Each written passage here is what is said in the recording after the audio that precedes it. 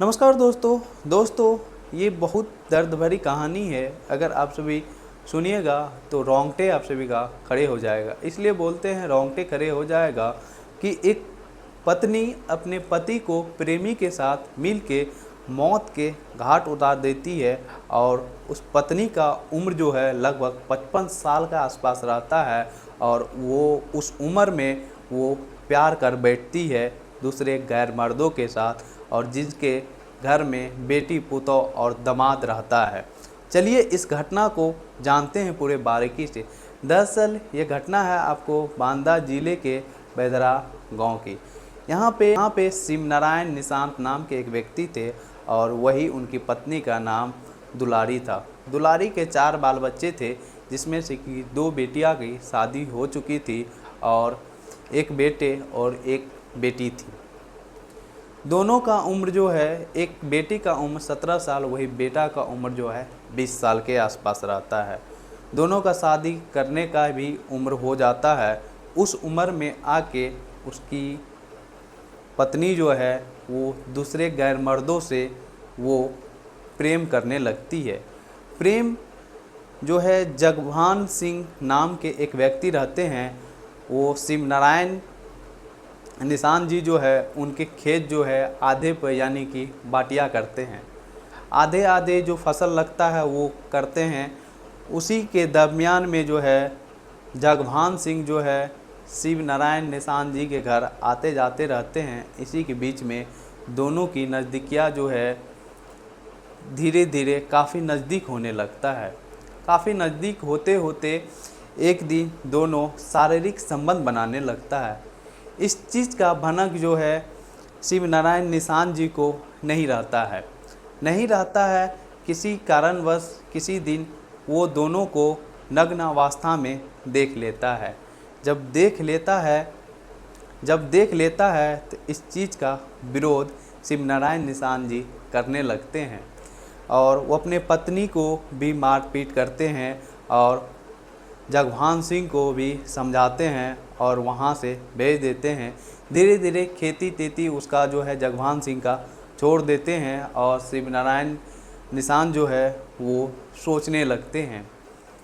धीरे धीरे दोनों की दूरी जो है बढ़ गई थी। बढ़ने के कारण दोनों एक दूसरे के कारण तड़प उठते थे।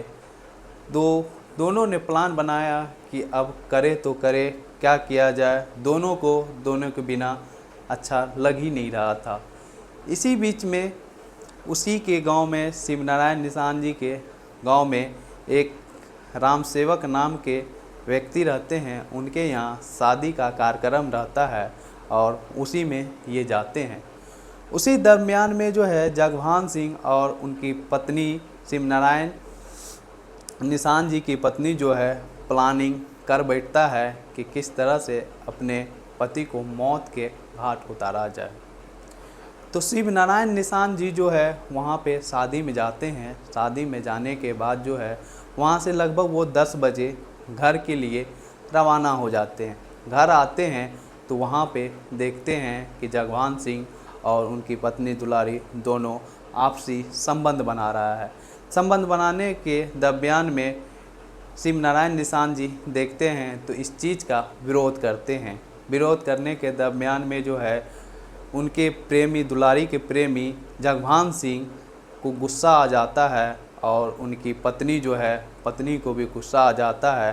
तो अपने पति को चारपाई पर उठा के बाजार के गला दाब के मौत के घाट उतार देता है।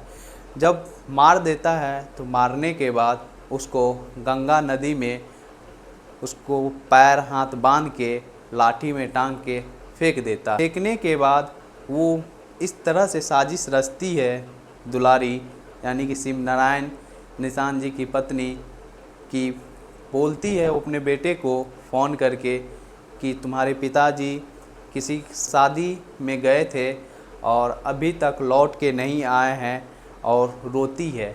इसी बात सुन के उसका बेटा जो है, बेटा भी घबरा जाता है। किसी कारणवश जो है अपने माँ को शांत करता है और बोलता है कि हम भी आ रहे हैं, तुम तब तक खोजो और जिसके यहाँ शादी था उसके यहाँ जाके पता करो।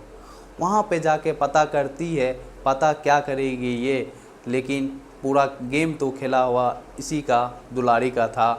तो वो जाके पता करती है और जितना भी पता मिलता है अपना बेटा को बोलता है। और इसी बीच में जो है उसका बेटा पूरे गांव वाले को बता देता है और वो अपने रिश्तेदार में जितने भी होते हैं सबको बताता है। और 2 बहन का जो शादी हुआ था वो सबको भी बता देता है। सब आके 2 दिन तक खोजते रहता है, नहीं मिलता है। नहीं मिलने के बाद जो है वो गांव के कुछ आदमी जो है नदी के किनारे होके जाता है, तो वहाँ पे देखता है शिव नारायण निशान जी की लाशें। तो गांव वाले पहचान जाते हैं। पहचान जाने के बाद पुलिस वाले को इन्फॉर्म करते हैं और पुलिस वाले आते हैं, धीरे धीरे सब कुछ का छानबीन करते हैं। छानबीन करने के बाद पूछताछ किया जाता है तो कोई भी सबूत उसको नहीं मिलता है। जब सबूत नहीं मिलता है तो शक जाता है उस शादी वाले घर पे। उस शादी वाले घर पे जाके पूछता है तो वो बतलाता है कि ये जो है 10 बजे के आसपास यहाँ से निकल गए थे। निकलने के बाद इनके साथ 2 दोस्त भी इसके साथ गए थे। वो 2 दोस्त को भी जाके पूछते हैं। जब वो उससे भी पूछते हैं तो वो बोलते हैं कि रात को जो है गए थे, साथ ही पान की दुकान पर रुके, पान का दुकान खुला हुआ नहीं था, तो सब आदमी अपने अपने रास्ते देख लिए थे। ये सब जानकारी धीरे धीरे पुलिस वाले इकट्ठा करते हैं। इकट्ठा करने के बाद जगभान सिंह पे उसका नज़र जाता है और उसके गांव जाके उसके घर पे जाके पता करता है तो जगभान सिंह वहाँ पे नहीं रहते हैं। वही उनकी पत्नी रहती है। पत्नी से पता करता है तो बोलता है कि 11 बजे के आसपास वो आया था। वही जगभान सिंह जो है उस शादी में वो भी गए हुए थे। वहाँ से बोलता है कि 9 बजे यहाँ से जगभान सिंह निकल गए थे। इसी चीज़ पे पुलिस वाले को शक हो जाता है कि ये 2.5 घंटा से था तो था कहाँ। और धीरे धीरे दोनों का प्रेम का कहानी पता चलता है। पता चलने के बाद पुलिस वाले काफ़ी मुशक्क़त करने के बाद उसको जांच को आगे बढ़ाता है और काफ़ी पनिशमेंट करने के बाद तब बताता है कि मैंने ही अपने पति को मौत के घाट उतारे हैं। और पुलिस वाले जो है इस सबूत को इकट्ठा करते हैं। इकट्ठा करने के बाद जब जुर्म कबूल कर लेती है तो जगभान सिंह को और उसकी पत्नी दुलारी को दोनों को जेल भेज देते हैं। अभी के डेट में दोस्तों प्यार पे उम्मीद और भरोसा कुछ भी नहीं करना चाहिए।